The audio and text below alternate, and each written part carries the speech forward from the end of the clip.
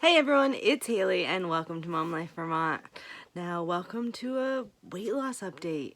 I feel like that's all I'm doing lately. I feel like I'm just...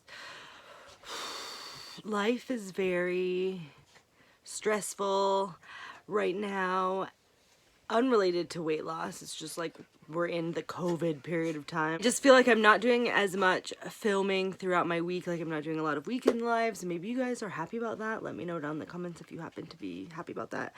And maybe you guys like these little updates and maybe you wish there was more weekend lives, which I think are coming back. You never quite know around here what I'm gonna do. But anyway, today is a weight loss update. About 2 weeks ago, I had my first appointment with Lindsay, my wellness coach, specifically my nutritionist. And I hadn't seen her in 2 months due to COVID. Everything was shut down. The hospital was pulling staff to do very, very important COVID stuff. So it was really, really exciting to have my first appointment back with her. I got a weigh-in. I did end up gaining about 10 pounds during lockdown, COVID, social distancing, the whole 9 yards. At that appointment, at my first excitement to get back into the weight loss journey with the support that I had pre-lockdown. It was really, really great to see her. I was so excited about the appointment. I was really looking forward to the weigh-in and just being able to talk to her and finally having somebody to say, this is what's been going on with the weight loss journey. I need to get back on track. Not that this sidelined that appointment at all, because I do believe all of those things happened during the appointment. But it did start off with Lindsay letting me know that my wellness coach, Andrew, who was my first wellness coach, actually got me connected with Lindsay. He has been with me on the entire journey that you guys have seen. But needless to say, I found out at that appointment with Lindsay that Andrew no longer works at the hospital, no longer has his position. Since then, I've actually seen stuff in the news regarding the hospital having, I think, 47 staff members voluntarily leave. I think there was some sort of do you want this money and you lose your job moments happening there. And then we also recently found out that the hospital is also going to be laying off another 35 people. Andrew, my wellness coach Andrew, is no longer a part of the journey, and this hurt my soul. I was so upset about this, and I didn't realize, in the moment when Lindsay told me, I cried. I definitely cried. I cried because at the moment I didn't realize why, he's been such a big part of the journey, but I guess I was so shocked at kind of my reaction to it. But the more I've thought about it over the last week, his role in the journey was so big. He'd been here from the very beginning. If I'm to bring somebody into the journey at this point, I feel as though I have to get them up to speed on what's been going on. It definitely was shocking to me. I realized over the last couple of weeks that I am so angry. I'm really, really, really angry about him not being there. I wrote a letter to the hospital letting them know how upset I was, and then they said that I filed a complaint and I'm still waiting to hear from somebody on it.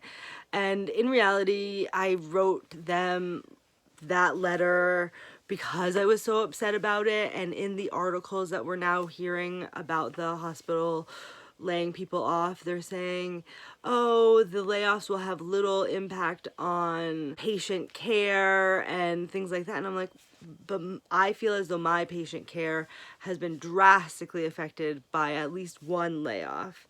And even if that was the end result, no matter what, I'm not trying to give him his job back, but I just feel in that letter that I wrote, it wasn't give Andrew his job back. It was next time write me a letter and let me know that one of my providers, such a big role in my health right now, is leaving. Any other time I've lost a primary healthcare provider, which sadly has been a lot, people just don't stick around hospitals around, doctor's offices around here. I always have a new provider. I would always get a letter saying hey, this person is moving on. This will be your new provider. Or I would get a letter saying this person got a really nice promotion, they'll still be part of your team, but here are the other people that are going to be a part of your team. But I didn't get any of that. I didn't get any of that through this layoff period. Needless to say, that appointment with Lindsay was when I found out. And it's now been a week and a half, and I realized my anger has slowly drifted into other things. And as I've kind of been processing this huge change that I feel like is happening with my journey, I realize I'm actually going through the stages of grief with losing Andrew on my wellness journey.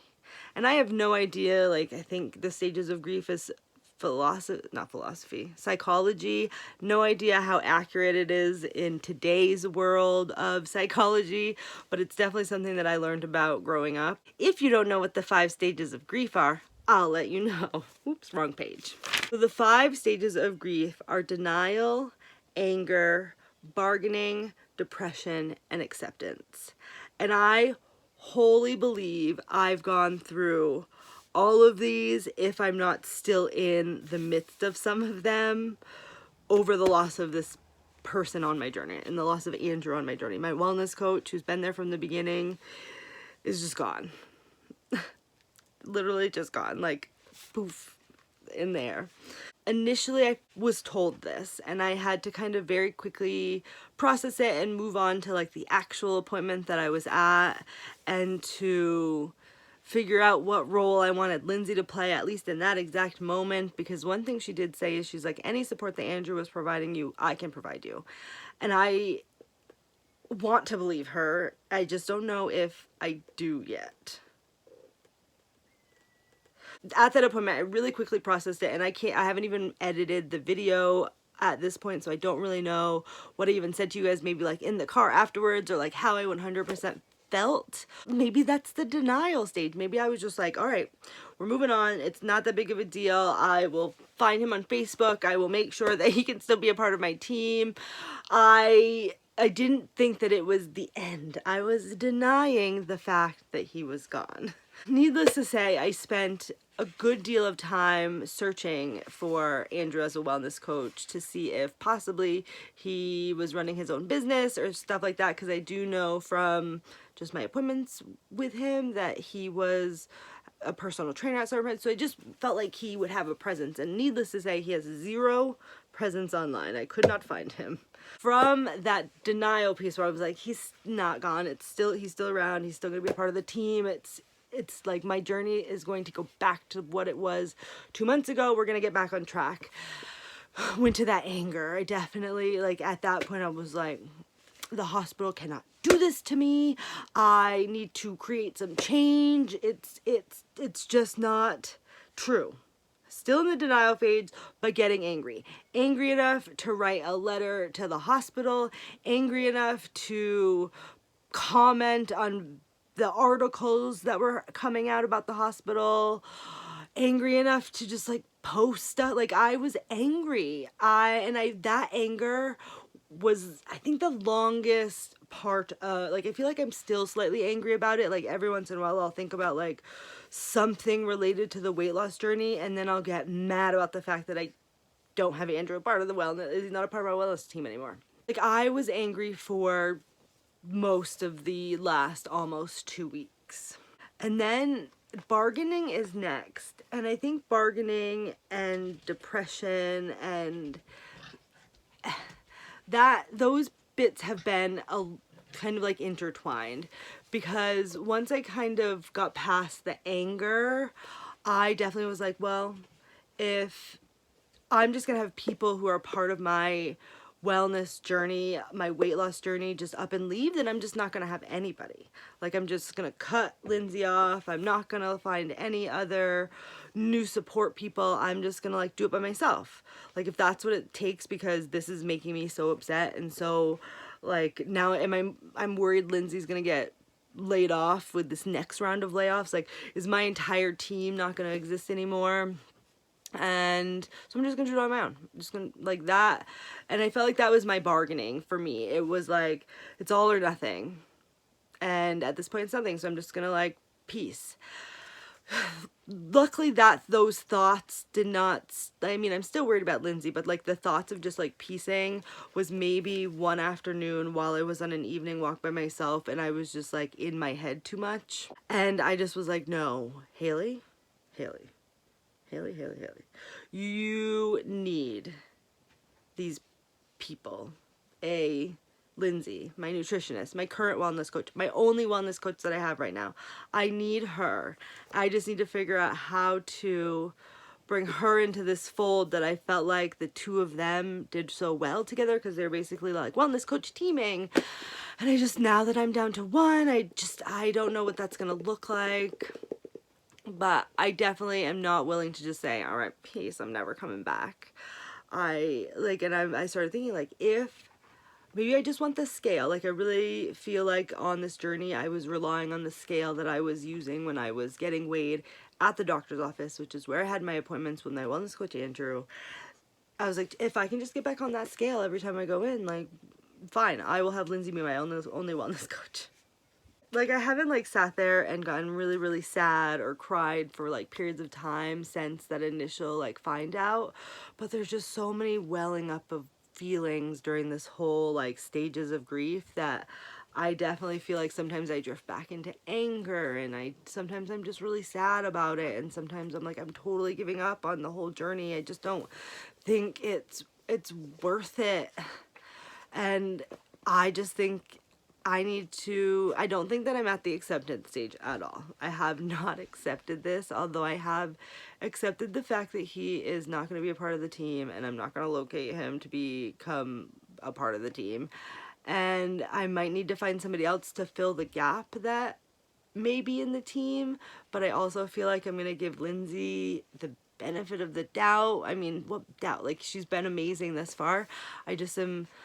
I'm worried about what the journey is going to look like at this point, and can I continue to be as successful as I was, knowing that somebody who I feel like was such a big part of that success is no longer there? Does that make sense? So needless to say, I'm working myself through the 5 stages of grief in relation to my wellness coach no longer being part of my team. And the fact that if the hospital would have just sent me a letter when all this was happening, these stages would have happened in lockdown. And I guess I would have had a set, like, I don't know. I feel like for me in COVID and the way of the world over the last couple of months, I was in some ways naively thinking, hoping, maybe it was just like, if I think it'll happen, was thinking that my life was going to go back to what it was. I was going to go back to going to work on a regular basis. All my doctors were going to be there when this is done. Life in 2 months after quarantine was going to be somewhat familiar to me. And I just feel like this is showing me that it's not, and it's not going to be familiar in ways that I was not anticipating. So I think that's where I come in to say, if you guys would have just sent me a letter in April, which is, I think, when the layoff happened because they canceled an appointment and never rescheduled it.